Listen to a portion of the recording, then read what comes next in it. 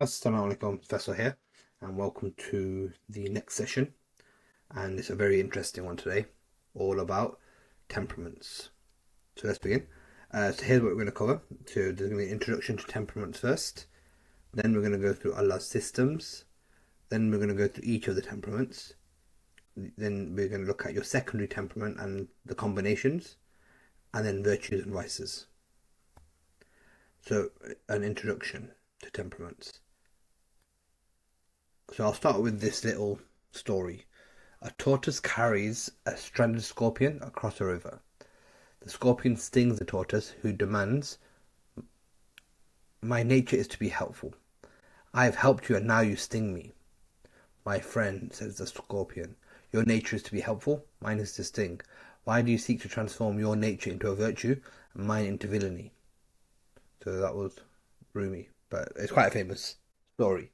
The point here is everyone is born with their own nature, and it's so that's what this session temperament is all about, looking at someone's nature and how they've been created, essentially what's their makeup. So we previously covered personality. So this temperament is actually part of your personality, and often temperaments is sometimes lumped together, but what you'll find is that temperament is so much deeper than that. And the truth is, it could probably be its own course. That's how deep it is in terms of, where it comes up in your, in your life, in what stage in your relationships, in your health, in your productivity and everything. We all have different temperaments, which is obviously your nature, as I mentioned, and it was often considered so important. Ghazali said that you can't be a teacher if you don't know what your temperaments are. Now, let me just define temperaments a little bit. So, what is a temperament? Essentially, this is your fundamental disposition. So, it's the baseline setting that underlines how you behave. It is part of what inherently makes up who you are, along with other factors such as environment and upbringing. Each temperament has a different amount of expression based on its predominance in your makeup. So, one temperament tends to dominate who you are. All of this stuff will make sense as we go into it. I'm just giving you top line definition right now. So each temperament has positive and negative aspects that underpin our our unconscious and habitual self. It's who we default to, essentially. So we have the ability to develop aspects of our temperament to direct ourselves in a more positive and meaningful way. You can't change your primary temperament, but you can be aware of the weaknesses and then act accordingly. We are able to grow and understand where we struggle by being aware of ourselves, by making alteration where needed, and by being conscious of our actions. So as you understand yourself deeper in terms of even your nature, you will understand, oh, okay, you know what, I'm predisposed, or I naturally, this happens to me. Okay, I need to now be conscious of that. So we are better able to understand and interact with others through observing and being aware of their temperament. So each temperament is aligned with an element, a phase of life, and a season. So all of that stuff I'll explain.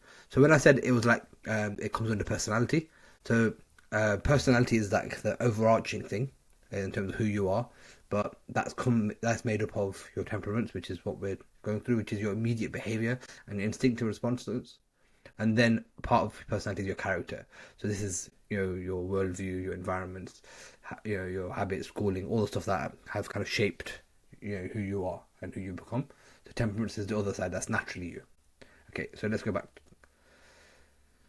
So in history, this was something really important to know from the health perspective. So let me give you a really quick history on temperaments, just because you can see that this has been something that's very central throughout our entire, through a lot of, it was central in life in general. Before I do that, let me just go on to this quote. "We're each born with a natural temperament, the sum of our natural preferences. It shapes our thoughts, impressions, ideas, and the way we tend to act to our environment and people." So that was from the book The Temperament That God Gave You by Art and Lorraine Bennett. So here's the history. So back in 450 BC, Hippocrates, he introduced the idea that 4 bodily fluids, so bile, phlegm, yellow bile, and blood, they directly affected someone's health and behavior. And everyone has these, but they have it in different quantities. So he said that based on if you had too much blood, that affected your personality and who you are, or affected your health. Then Plato, he tried to understand character. So he looked at just the virtues: justice, courage, temperance, wisdom. Galen, so a couple of hundred years later, he expanded on Hippocrates' framework. He looked at opposites in particular. So where there's negative, there's also positive. So for example, if someone's got too much blood, then they need the opposite to cure, etc. He called it the four humours, and he also the one who gave it its names. So the names that we're going to be going through: sanguine, choleric, etc. Then Ibn Sina, he took it further still, and it was central to his book, The Canon of Medicine, and he synthesized it, where he said that look, this affects, it's so central to the human, it affects not just their physical health, but it affects their physiological health, their spiritual health, their mental health. And then Al-Razi and Al-Balkhi also is a core part of their work as well. Imam Ghazali actually synthesized everything.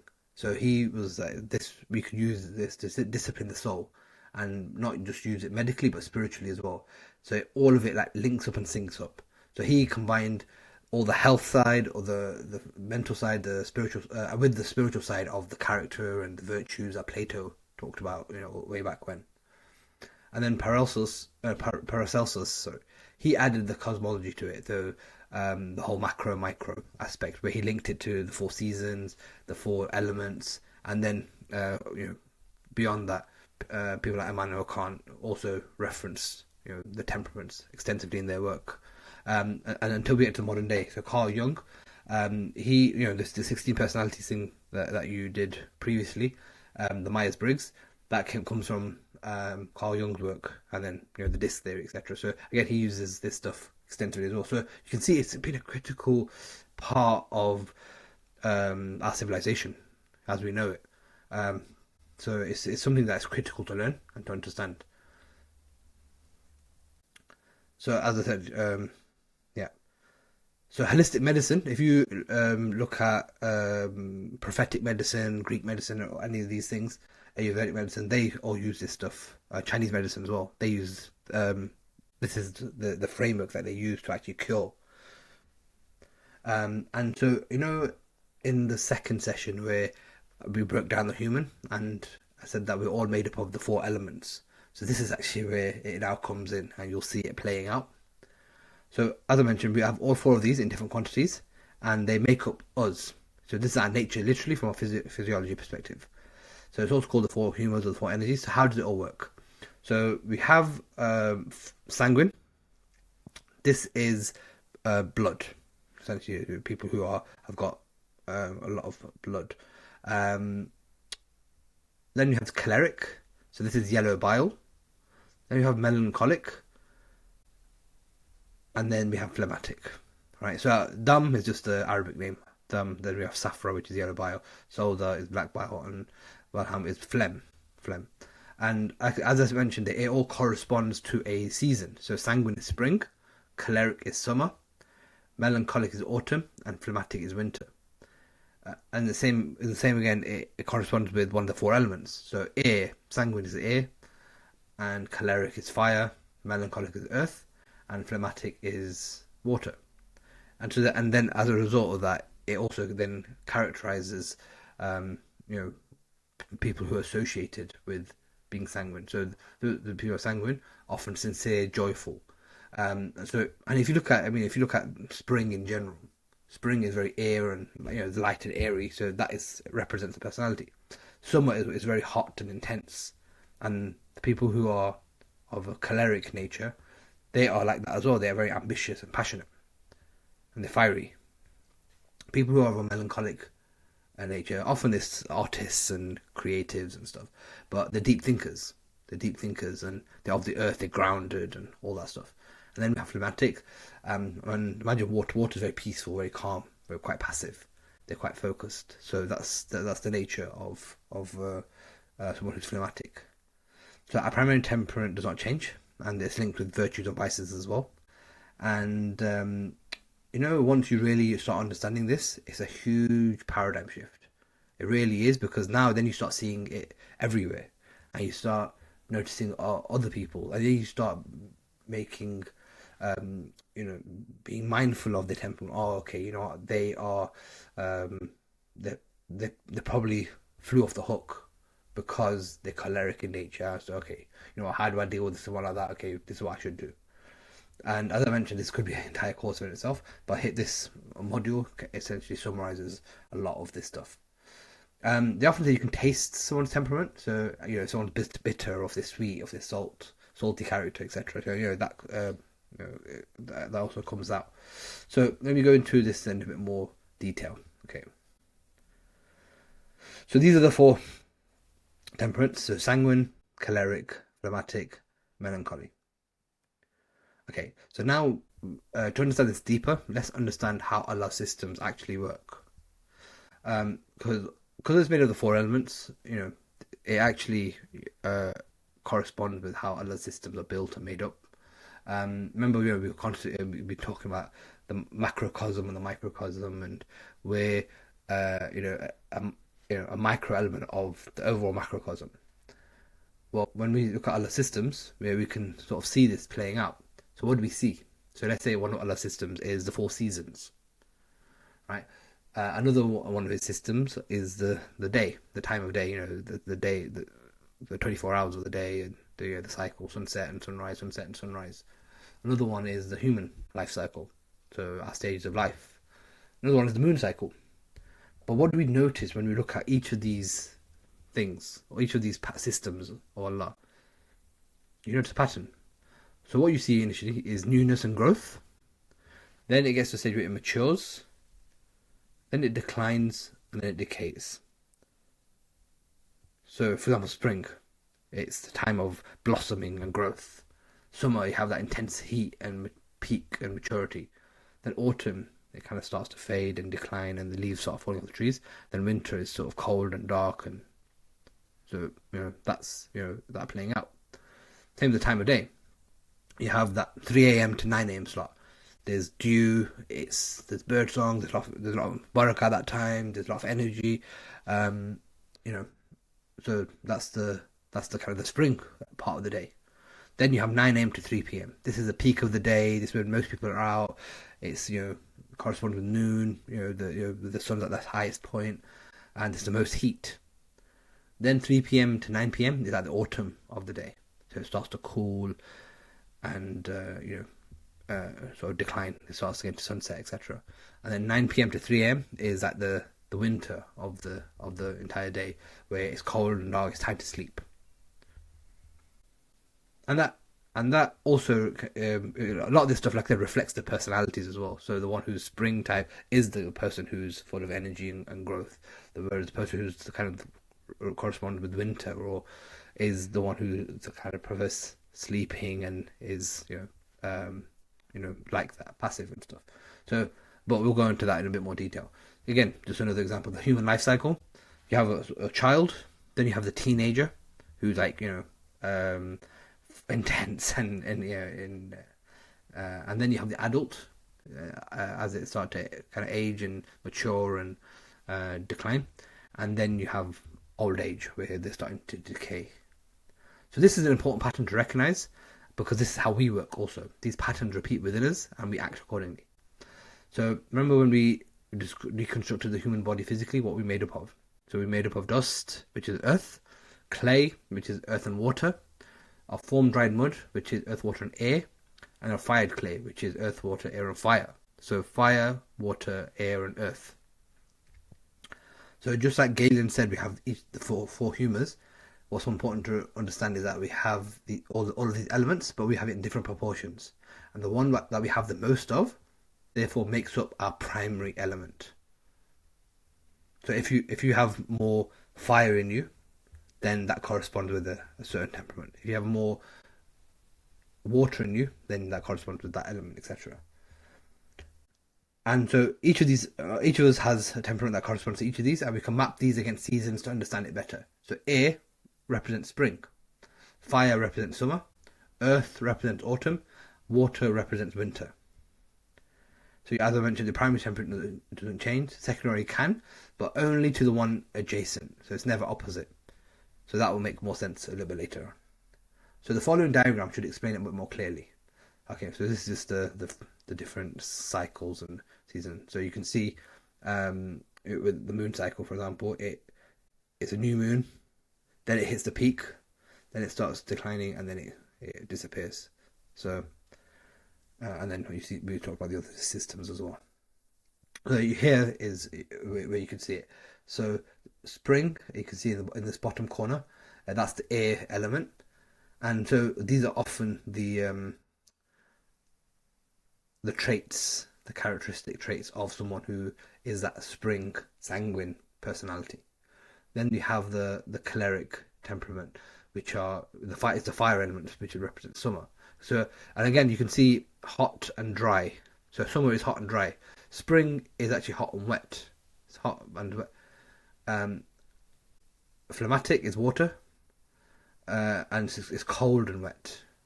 And then autumn is hot, cold and dry.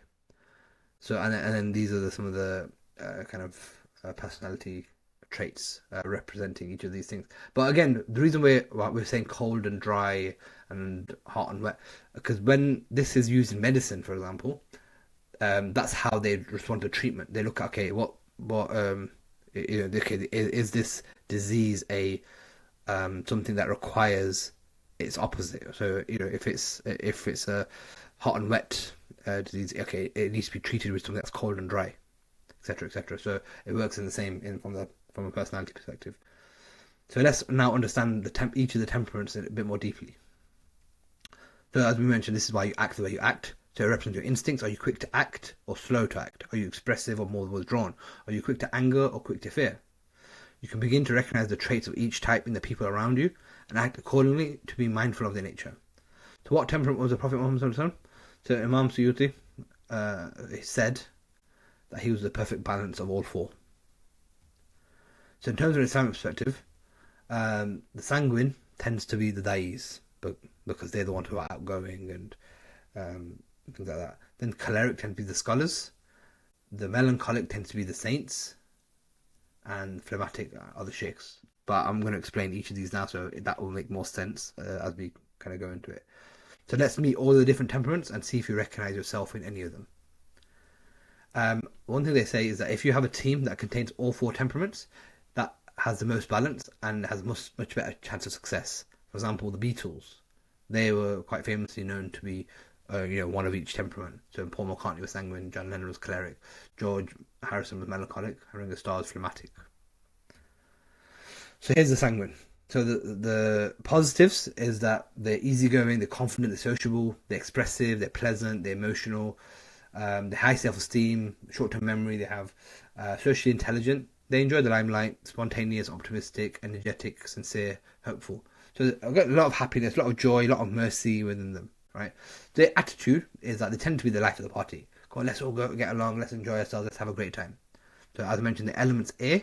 The season is spring. So remember, spring is quite easygoing. It comes and goes. It's pleasant and joyful. We all like spring. Virtues. We're going to talk about virtues a little bit later, but the virtue that is their most strongest drawn towards is justice. Then it's temperance. Then it's courage. Then it's wisdom. So in terms of the negatives, so a sanguine tends to have some behavioural problems outwardly, with actions with others. They quite kind of unfocused in the sense that they're divergent. They attempt to absorb a lot of things at once. They're quite impulsive. They're chronically late. They're shameless. They're compulsive talkers, exaggerators. They can appear inauthentic. They maybe overindulge in like self-love and luxury and things like that. Their humour, or the fluid that they have the most of is blood. And their qualities are hot and moist, or hot and wet, which is like spring. And so, in terms of roles that a sanguine can do quite well, or that could be quite good for, is actors, salesmen, speakers, ministers, orators. They're generally people persons. Okay, so then we have the choleric.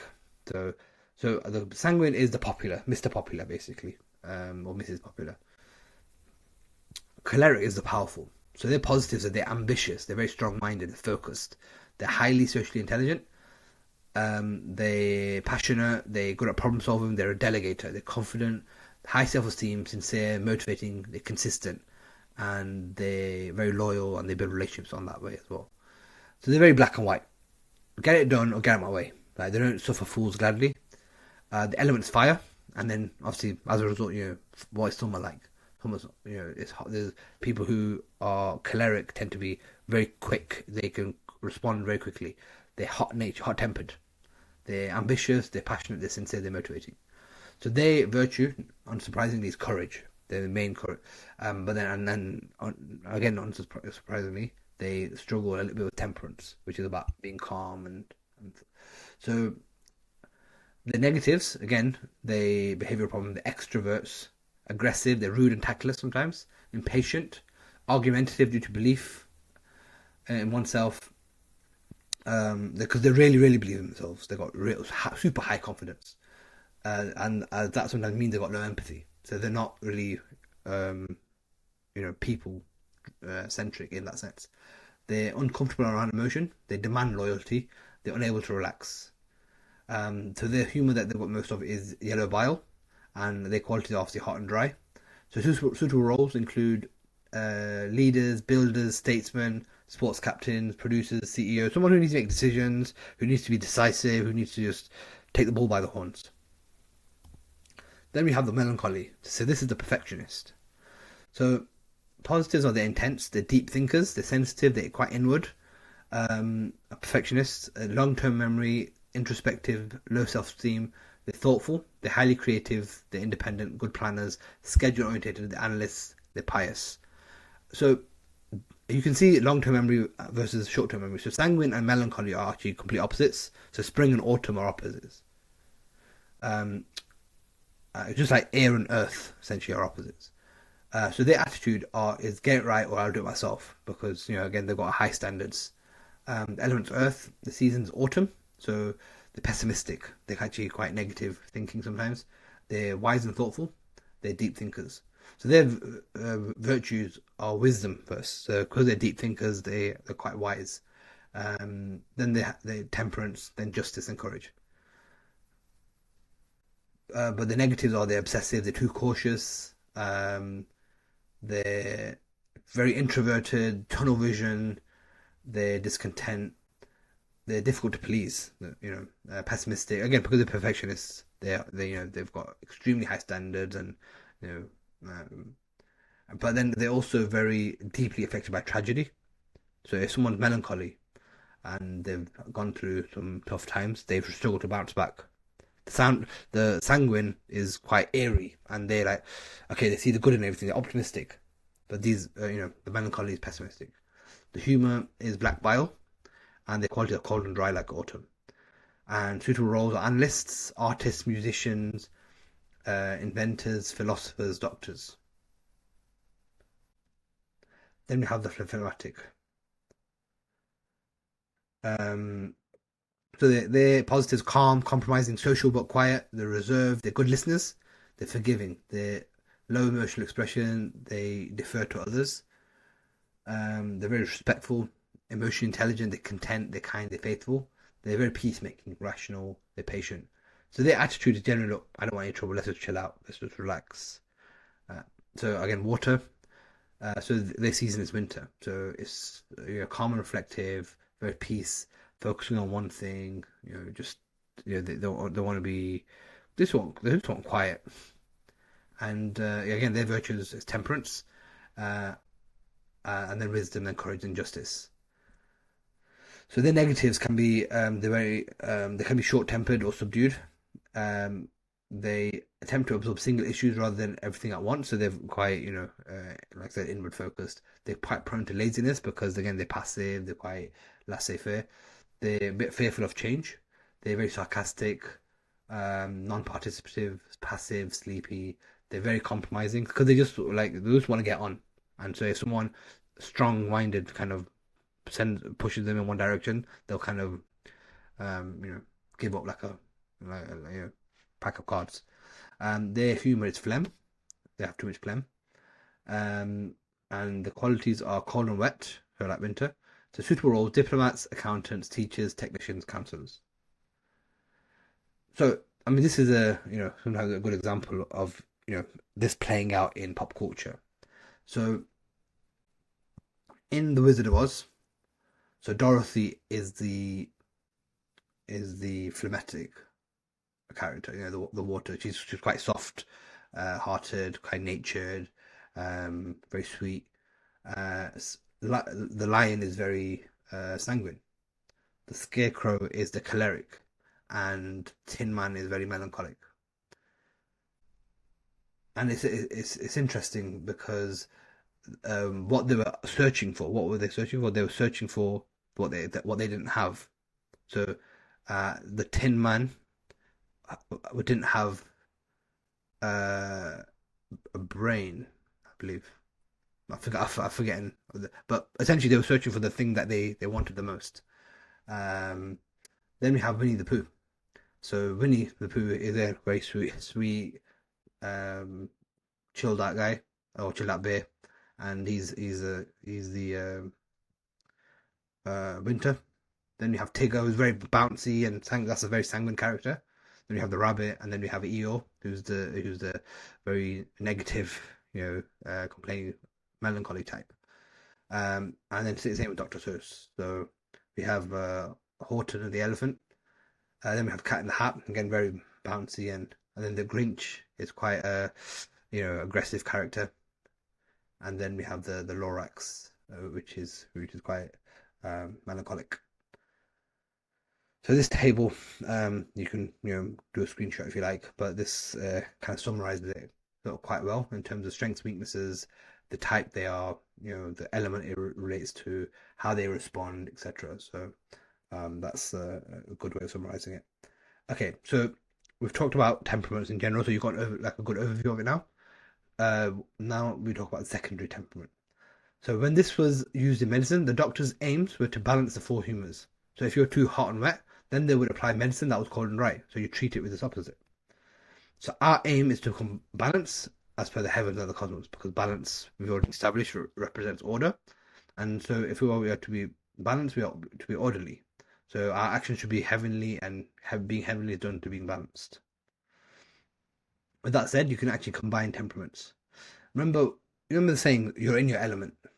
So this refers to when you're doing activity that is linked to your nature, or if you're around others who are of your nature. So how do you describe Earth as a personality? You'd say it's dry, it's reliable, it's humble, it's tough, it's stable, it's giving. So that's that is what people who are of the melancholy character are like. Same with water, you say it's quite calm, it's quite cool. Air, it's uplifting, it's breezy. Fire, it's energetic, it's spirited. But now what would happen if you mixed earth with fire? You get a volcano, you get lava, you get someone who's fiery, explosive. What if you have water with air? That's someone who's very bubbly, because also with water and air you get bubbles, so that's someone who's actually very bubbly. What about air and fire? Air and fire together you get fireworks. And then, so someone who's very sparky. And then water and earth you get mud minerals, someone who's very, healing qualities and stuff. So we'll go into this stuff a little bit more deeper later in the program, but right now, this is enough useful information to know how, to help you to understand yourself better, perhaps why you act the way you do, or why you do the things that you do. So now let's combine some of these temperaments together. So if whenever you're looking at this, you always do the primary first and then secondary, and your combination can be adjacent but never opposite. So you can either be spring and summer, or you can be winter and spring, but you can't be summer and winter because they're two opposites. But this is often why opposites attract. And if you're a child of opposites, then the children end up being balanced. So my parents are definitely opposites. Now one's fire and one's water, but that's actually it worked out well for us. In terms of my siblings and I growing up. It did mean that there was a few fights and stuff, but the byproduct of opposites is balance. So sanguine combinations. You can get the sanguine choleric, which is at the spring and summer, um, and then these are often thoughtful, persuasive, and positive. They're a people person. But then you also have the sanguine phlegmatic. So this is spring and winter. Okay, so I got that the wrong way around. It's actually charismatic and direct is the choleric spring summer, whereas the sanguine phlegmatic is thoughtful, persuasive, and positive. So that's like the good-natured, optimist. Whereas the sanguine choleric, who's a spring summer, that person's very charismatic and direct, and they're the most extrovert of all. Then you have choleric combination. So you have the choleric melancholic, that is summer or autumn. So they're forceful and analytical. They're like a strategic leader. Then you have the choleric sanguine. So this is summer and spring. They're a driven people person. Then you have the melancholic combination. So you have the melancholic phlegmatic, autumn winter. So this is the thoughtful analytical type. And then you have the melancholic choleric, which is autumn and summer. So these are system and task focused. Then you have phlegmatic combination. So phlegmatic sanguine, which is winter first, then spring. So just like sanguine phlegmatic was thoughtful and persuasive and positive, phlegmatic sanguine means that their phlegmatic side is stronger. So they're easygoing, they're peaceful, but they're still a people person as well. They're winter spring. And then you have the phlegmatic melancholic, which is steady and systematic. So they're the opposite of the sanguine phlegmatic. No, so they're the opposite of the sanguine choleric in the sense that they're the most introverted of all. So winter or autumn. So which combination are you? So this diagram becomes very relevant again because, as you can see here, if you're pure summer, for example, you'd be this. You'd be changeable. No, sorry. You'd be the touchy, restless, aggressive, excitable, changeable, impulsive, optimist, active. You'd be all of these things if you're pure, choleric. But if you're sanguine choleric or choleric sanguine, you'd be this. So changeable, impulsive, optimist, active, easygoing, lively, carefree, and leadership. So again, whichever you want, whichever your primary one is, you'd lead with that. That'd be your strongest, and then the rest would be what you also have. So so this table is very useful for in terms of how it's been put together. Same with if you're phlegmatic and melancholic, for example. So you're passive, you're careful, you're thoughtful, you're peaceful, but then you can also be moody and anxious, rigid, and sober. But then, yeah, so you get how this stuff works. So some people, they are they're very strong in one area in the sense that they're pure sanguines or they're pure, but many people have a balanced mix. So there might be 70-30 and stuff. So it's just as the results of the quiz that you're going to be doing does give you those proportions, and you get that understanding of what you are. So virtues and vices. So you may have discovered or uncovered some of this stuff in your in the work in the previous models. For example, the worship worksheet, or which activities get you closest to God. Similar with the Ghazali, the heart. We touch on the way the heart works and the different proportions and stuff. So ultimately, depending on your temperament, you're naturally more inclined to one of the 4 core virtues. And how we achieve that virtue is actually by being balanced, as an extreme in any direction causes it to become a vice. So for a sanguine, we mentioned what comes easiest to them is justice. For example, I'm a very good example of this. So justice is something that comes very, very natural to me. It was that was the one thing about doing law I liked, and even to this day, part of my writing, I'm more talking about justice, etc. Interestingly, wisdom is the weakest area, and yeah, when I first read that, I was like, oh, it can't be because I'm someone who prides myself on like learning a lot and this and that. But when I realized that first of all, what I'm doing is I'm going kind of against the grain to try and be someone of wisdom and stuff. So it's something that I've worked hard on over the years. Secondly, what you realize when someone is naturally inclined towards something, it doesn't mean that they can't do the opposite. It just means that they have to work extra hard because it's not a natural area of strength; it's a natural area of weakness. So, someone who naturally has high wisdom, so a melancholic, for example, they would be able to go really deep, really, really easily. So they wouldn't get bored easily. They would go extremely deep. Whereas for myself, maybe one of the reasons why I have a very wide range of interests is because of that. Maybe I don't go deep enough on one specific thing. So that it's very interesting. Self-reflection. For a cleric, courage comes easy. So they're already direct and powerful, but temperance is their weak point. For a melancholic, which is obviously opposite of sanguine, they high wisdom, low justice. So they have to be mindful of this. And for a phlegmatic, they're naturally very temperate, but they can lack courage because they're peaceful and passive. So think about the spiritual personality test we did with the four color fire. So they lean towards one archetype, even though they were able to balance that in the course of their lives. So we don't attribute them to say, oh yeah, this one is this is one personality type, and Ali is another one, and etc. But we can sort of see the signs and recognize it. What we need to learn is the personality types themselves, or the temperaments themselves, and then if you understand them well, you'll be able to see signs in everything. So Abu Bakr, he was someone who had a very strong sense of justice. So he had that kind of sanguine, um, you tendencies. Uh, Umar, obviously very choleric. He had that strong courage, um, and that vocal, direct nature. Uthman was quite phlegmatic in terms of tendencies, and so obviously temperance would have been quite strong. And then would be melancholic and wisdom. So one thing I would say at this point is that this is the power of Islam and the Deen itself. But obviously we established this an entire system for its entire way of life. If you think about like any of these elements on their own without a system, think about fire, for example. It's uncontrollable. It leads to disaster. Fire uncontrolled can burn down rainforests.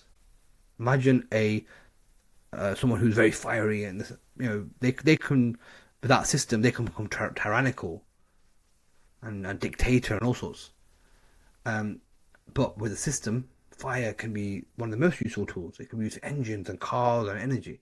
And it's the same with any of these elements. So we are all these elements at our very root. And what Islam, the beauty of it activates this element within us to help us towards reaching our potential, reaching our mission, and achieving our mission, inshallah.